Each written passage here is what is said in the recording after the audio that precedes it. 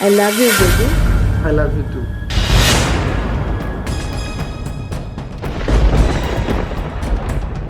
Baby, আমি যে তোমার সাথে রোজ রোজ এইভাবে অফিসে দেখা করি, আমার কিন্তু এসব আর ভালো লাগছে না। তোমার অফিসের লোকজন অনেকে আমাকে নিয়ে অনেক ধরনের কথা বলছে। অনেকেই তো বলতেছে এত অল্প দিনের জয়েনিংয়ে তুমি আমাকে এত বড় প্রমোশন দিয়ে দিচ্ছ, নিশ্চয়ই মনে হয় তোমার সাথে আমার কোনো অবৈধ সম্পর্ক আছে। এসব কথাবার্তা অনেকেই বলা বলি করতেছে, আমি শুনেছি। দেখো, অফিসের কে কি বললো সেটা আমার দেখার বিষয় না। আর যদি তোমাকে এর বেশি কিছু বলে তুমি আমাকে এসে বলবে, আমি তার চাকরি নট করে দিব। আর তুমি আমাকে ভালোবাসো, আমি তোমাকে ভালোবাসি, এটাই সবচেয়ে বড়। পরের কথায় কান দিও না তো, ওদের জেলাস হয় তুমি প্রমোশন পেয়েছো, ওরা কেন পাচ্ছে না, বুঝতে পারছো না? বলতে দাও। হ্যাঁ, তুমি ঠিকই বলেছো। আসলে ওদেরই জেলাস ফিল হয়, সেজন্য হয়তো অনেকে অনেক ধরনের কথা বলে। তুমি জানো, আমার মনে হয় আমি নিশ্চয়ই জীবনে কোনো ভালো কাজ করেছিলাম, সেই জন্যই তো তোমার মতো এত সুন্দর একটা গার্লফ্রেন্ড পেয়েছি। তা না হলে এত অল্প দিনেই তোমার মতো একজন অফিসের বসের সাথে এত ভালো সম্পর্কই হতো বলো।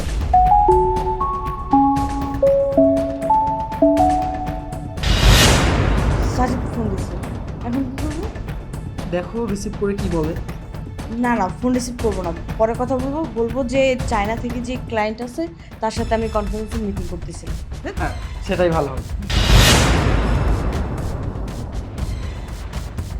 জান, তোমাকে না আজকে অনেক সুন্দর লাগছে। উফ, এতবার ফোন দেওয়ার কি আছে, এটাই তো আমি বুঝি না। হ্যালো। হ্যালো, কি করছো? কি আর করব, অফিসে কি করে মানুষ, একটা মিটিং এ আছে চায়নাদের সাথে, তা না তুমি বারবার আমাকে ফোন দিয়ে যাচ্ছ, কি সমস্যা তোমার? আচ্ছা, মিটিং, বুঝতে পেরেছি। না, অ্যাকচুয়ালি তোমাকে খুব মিস করছিলাম তো, তাই ফোন দিয়েছিলাম। দেখো, এইসব আজেরা নাটক করবা না, এসব ঢং আমার ভালো লাগে না। বাসায় যখন থাকি সারাক্ষণ তো দেখতে থাকো, এখন আবার বলতেছে আমাকে দেখতে ইচ্ছে করতেছে। আর সাজিদ, তুমি এমনিতেই জানো আমি অসুস্থ, আর কাজ প্রেশার থাকলে তো আমার কিছুই ভালো লাগে না। আমাকে ফোন দিয়ে ডিস্টার্ব করো না, এখন তুমি ফোনটা রাখো। আদিক্ষেতা। এতদিন যাবৎ তাহলে তুমি আমাকে এভাবে ধোকা দিচ্ছিলা? আচ্ছা জান, তোমার হাজব্যান্ডের তো অনেক টাকা পয়সা আছে, উনিও তো একজন বিজনেসম্যান। তুমি তোমার হাজব্যান্ডকে রেখে আমার সাথে কেন রিলেশনে জড়ালে, আমি না সেটাই বুঝতে পারছি না। তুমি না আসলে বোকা। হ্যাঁ, আমার হাজব্যান্ডের সাথে আমি সংসার করছি, ভালো আছি, কিন্তু আমার না ওকে ভালো লাগে না এখন। আর তাছাড়া ও তো একটা গাছ বলদ, ও কিছুই বুঝে না। ওকে আমি যেটাই বুঝাই ও সেটাই বুঝে। এই যে আমার যা দরকার আমি তোমার কাছ থেকে পাচ্ছি। এই যে আমি একটা গত সপ্তাহে মিথ্যে কথা বলেছি, বুঝছো? যে ডাক্তার বলেছে যে আমার একটা বড় অসুখ হয়েছে, কোনো মেলামেশা ওর সাথে আমি করতে পারবো না। তুলা, অনেক দিন হয়ে যাচ্ছে তুমি আমাকে তোমার কাছে আসতে দাও না। আচ্ছা, কি হয়েছে বলো তো? আমার উপর রেগে আছো তুমি? আরে না না, রাগ কেন করব? রাগ করি নাই, এমনি। তাহলে আমার কাছে কেন আসছো না তুমি? কতদিন হয়ে গেল, এভাবে ভালো লাগে বলো? আসলে তুমি শুনলে কষ্ট পাবে, থাক, তোমার শুনতে হবে না। আরে বাবা, কি হয়েছে বলো? এইভাবে কেন কথা বলছো? কি হয়েছে? আমি ডাক্তার দেখিয়েছি, তুমি তো জানো আমার শরীরটা তেমন একটা ভালো নেই। ডাক্তার বলেছে আমার জরায়ুতে টিউমার হয়েছে। 9 মাস বা 8 মাস আমি তোমার সাথে শারীরিক মেলামেশা করতে পারবো না। কি বলো তুমি এইসব? আমাকে কেন জানাওনি? খুব সিরিয়াস কিছু? না না, ডাক্তার বলেছে নিয়মিত মেডিসিন খেলে আর ট্রিটমেন্ট যদি রানিং থাকে ঠিক হয়ে যাবে। তো তুমি আমাকে বলবা না? একটা চিন্তার বিষয়। আল্লাহ, মানে তুমি টেনশন করো না, আমি নিয়মিত মেডিসিন খাচ্ছি, ইনশাআল্লাহ সব কিছু ঠিক হয়ে যাবে। আচ্ছা, তুমি শুয়ে পড়ো তাহলে, অনেক রাত হয়েছে। শুয়ে পড়ো।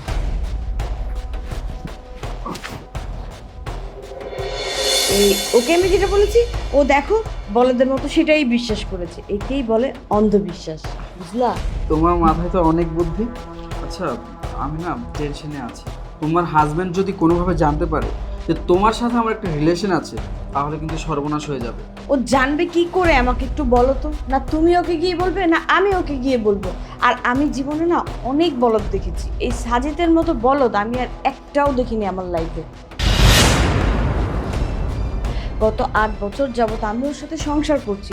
আচ্ছা, সংসার জীবনে খুঁটিনাটি নিয়ে স্বামী স্ত্রীর মধ্যে অনেক খুনসুটি হয়, ঝগড়াঝাটি হয়, স্বামী স্ত্রীকে শাসন করবে, বকবে, আবার আদর করবে, কিন্তু সাজিদ না, কখনো ওর মধ্যে আমি রাগটাই দেখতে পাই না। আমি কেন এটা করতে পারবো না, ওইটা করতে পারবো না, তুমি এইটা করো কেন, ওইটা কেন করো, এই জিনিসটা হয় না। এই যে তুমি আমাকে বকা দাও, আদর করো, শাসন করো, আমি না ফিল পাই যে না, একটা হাজব্যান্ড তার বউকে বকাঝকা করবে, এটাই তো স্বাভাবিক, আবার আদর করবে। কিন্তু ও যে এমন বলদ, আমি যা বলি ও তাই বিশ্বাস করে। আমি উঠতে বললে উঠে, বসতে বললে বসে। আমি যদি বলি এখন রাত, এখন যদি দিনও হয়, ও ওইটাকেই রাত মেরে নিয়ে বসে থাকবে। এভাবে কি ভালো লাগে বলো? ভালো লাগে না। আর আচ্ছা। আমি তোমাকে নিয়ে অনেক হ্যাপি আছি। ওর কথা বাদ দাও, ওর কথা বলে আমরা শুধু শুধু আমাদের মুড নষ্ট করতেছি। ওর কথা বাদ দাও, আমরা আমাদের কাজ করি।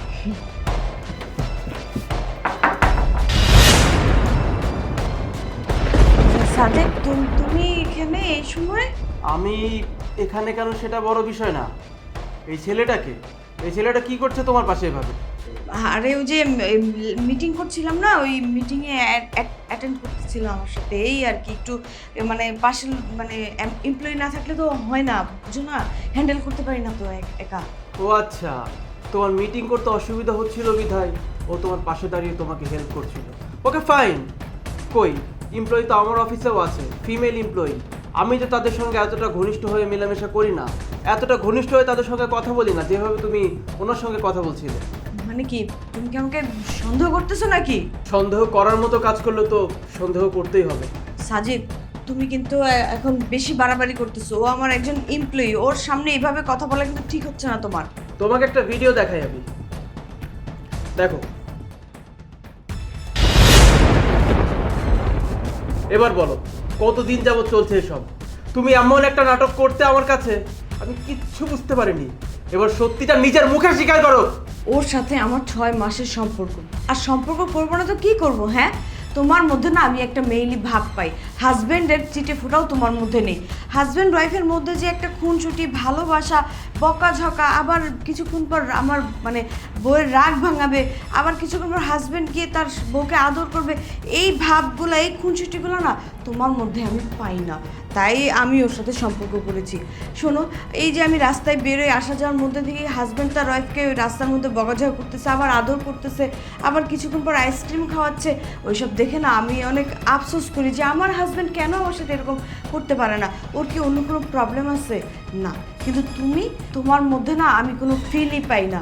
আর শারীরিক সম্পর্ক করলেই কিন্তু রিলেশন ভালো থাকে, বিষয়টা এমন না। মনেরও একটা চাহিদা থাকে, মনেরও একটা ফিল থাকে, সেই জিনিসটা তুমি বুঝো না। আর যদি তুমি বুঝতা, তাহলে এরকম করে আমার সাথে আচরণ করতে পারতা না। বাহ, কত সুন্দর এক্সকিউজ তোমার। সত্যি তোমার কথা শুনে আজকে আমি খুব অবাক হলাম দোলা। আমি ভাবছি আমি এতদিন যাবত এত কষ্ট কোন মানুষটার জন্য করলাম? এই মানুষটার জন্য, যে কিনা একটা বেইমান। আজকে তুমি যে অফিসে বসে আছো বসের চেয়ারে, তোমার এই অফিসটা কার টাকায় করা? এই আমার টাকায়। আমি বাইরে হাড় ভাঙা পরিশ্রম করি, টাকা পয়সা ইনকাম করি কার জন্য? তোমার সুখের জন্য ইনকাম করতাম, যেন তোমার মুখে আমি একটু হাসি ফোটাতে পারি। আর কি বললে তুমি? আমি তোমাকে কখনো বকা দিতাম না, শাসন করতাম না, এটার জন্য, তাই তো? আসলে একটা ব্যাপার কি জানো, তোমাকে আমি অনেক ভালোবাসতাম। আমি তোমাকে রাজরানী করে রাখতে চেয়েছিলাম, যে কারণে আমি কখনো চাইনি আমার কোনো কথায় তুমি হার্ট হও। এ কারণে আমি কোনোদিনও তোমার সঙ্গে উচ্চ গলায় কথা বলিনি। এমনকি আজকে যেভাবে উচ্চ স্বরে তোমার সঙ্গে কথা বলছি, এই 8 বছরে কোনোদিনও এতটা উচ্চ স্বরে আমি তোমার সঙ্গে কথা বলিনি। কারণ আমার কাছে মনে হয়েছিল আমি যদি দোলের সঙ্গে উচ্চ স্বরে কথা বলি, ও হয়তো কষ্ট পাবে। হাজার হোক, ও আমার বউ, ওকে আমি ভালোবাসি। তোমাকে আমি কি পরিমাণ সম্মান দিয়েছিলাম এটা তুমি নিজেই চিন্তা করে দেখো। কিন্তু ওই যে কথা আছে না, কুকুরের পেটে ঘি ভাত হজম হয় না। তুমি আসলে সম্মান ডিজার্ভই করো না। তুমি আসলে সেই ধরনের হাজবেন্ড ডিজার্ভ করো যারা বিয়ের পরে বউদেরকে টর্চার করে, বউদের গায়ে হাত তোলে। তুমি আসলে সেই ধরনের হাজবেন্ডদেরকে পছন্দ করো। কত সুন্দর এক্সকিউজ দিলে তুমি, তাও আবার তোমার কলিগের সামনে, না যে আমার মধ্যে তুমি পুরুষত্ব ভাব পাও না, আমার মধ্যে তুমি মেয়েলি ভাব পাও। কেন আমি তোমাকে শাসন করি না, কেন খুনসুটি করি না, কেন ঝগড়া করি না? বাহ, এতদিন জানতাম মেয়েরা সচরাচর সেসব হাজবেন্ডদেরকেই পছন্দ করে যেসব হাজবেন্ডরা সবসময় বউকে প্রাধান্য দেয়, বউয়ের কথা শুনে। আমি তো সেটাই করতাম। আমি তো সবসময় এটাই চাইতাম যে আমার দোলা যেন ভালো থাকে, দোলা যা বলবে আমি সেটাই শুনবো, দোলাকে কখনো রাখতে দিব না। সেটার ফলশ্রুতিতে আজকে যে আমাকে এই একটা দৃশ্য দেখতে হবে আমার জানা ছিল না। এনিওয়ে, আজকে কয় তারিখ? আজকে কয় তারিখ? আজকে 29 তারিখ। এক্স্যাক্টলি, আজকে 29 তারিখ। আজকে আমাদের অ্যানিভার্সারি ছিল, তোমাকে সারপ্রাইজ দেওয়ার জন্য আমি এখানে আসছিলাম, কিন্তু এখানে এসে আমি নিজেই সারপ্রাইজ হয়ে গেলাম। কোন মানুষটার জন্য আমি এতদিন এত কষ্ট করছিলাম? হ্যাঁ, তোমার মতো বেইমানের জন্য? ছি, আমার আসলে ভাবতে অবাক লাগে। এই মানুষটার জন্য তার মানে এতদিন তুমি আমার কাছে আসতে চাইতে না, তাই তো? আরে আমি তো ভাবতাম ডক্টর তোমাকে নিষেধ করেছে বিধায় তুমি আমার কাছে আসতে চাও না। আমার কষ্ট লাগতো, কারণ পুরুষ হিসেবে আমি যখন দেখবো আমার ওয়াইফ আমার কাছে আসছে না, আমার খারাপ লাগতো, কিন্তু আমি আমার নিজেকে মানিয়ে নিতাম, কারণ আমার ওয়াইফ তো অসুস্থ। আমি তো সেটাই ভাবতাম, এতটা অন্ধবিশ্বাস করতাম তোমাকে। কিন্তু তুমি আমার অধিকার আমাকে দিতে না, কিন্তু এই মানুষটাকে ঠিকই আমার অধিকার বিলিয়ে দিতে। একটাবার আমার কথা তুমি ভাবলে না। 8টা বছর হয়ে যাচ্ছে আমাদের সংসারের, তোমার মুখের দিকে তাকিয়ে এখনো আমি একটা বাচ্চা পর্যন্ত নেইনি। যখনই কোনো বাচ্চা নেওয়ার কথা বলতাম তুমি কি বলতে? তোমার কাছে তোমার ক্যারিয়ার আগে, আগে ব্যাংক ব্যালেন্স করবে, নিজের পায়ে দাঁড়াবে, তারপরে বেবি নেবে। অবশ্যই একদিক দিয়ে ভালোই হয়েছে আমাদের কোনো বেবি হয়নি, কারণ যদি বেবি হতো আর আজকে যদি আমাকে এই দিনটা দেখতে হতো, এর প্রভাব আমাদের সন্তানের উপর এসে পড়তো। যাই হোক, আল্লাহ যা করে ভালোর জন্যই করে। এত কিছু দেখার পর এখন আমার সত্যিই মনে হচ্ছে যে আমি অনেক বোকা। ঠিকই বলেছো তুমি, আমি অনেক বোকা। বোকা যদি নাই হতাম, তোমার মতো এমন বেইমানের সঙ্গে এতদিন সংসার করতে পারতাম না। এনিওয়ে, আমি চলে যাচ্ছি, তোমার মতো মেয়ের সঙ্গে আমি আর সংসার করবো না। Yes Sajid, I am so sorry, আমার ভুল হয়ে গেছে, আমাকে তুমি ক্ষমা করে দাও। আমি হাত জোর করতেছি, তোমার পায়ে দরকার পড়লে ক্ষমা চাচ্ছি, তারপর তুমি আমাকে ক্ষমা করে দাও। আসলে আমি কেন এরকম করেছি আমি নিজেও বুঝতে পারছি না। মানুষ মাত্রই ভুল করে সাজিদ, আমাকে তুমি ক্ষমা করে দাও। সত্যি অবাক হয়ে যাচ্ছে আমি তোমার কথা শুনে।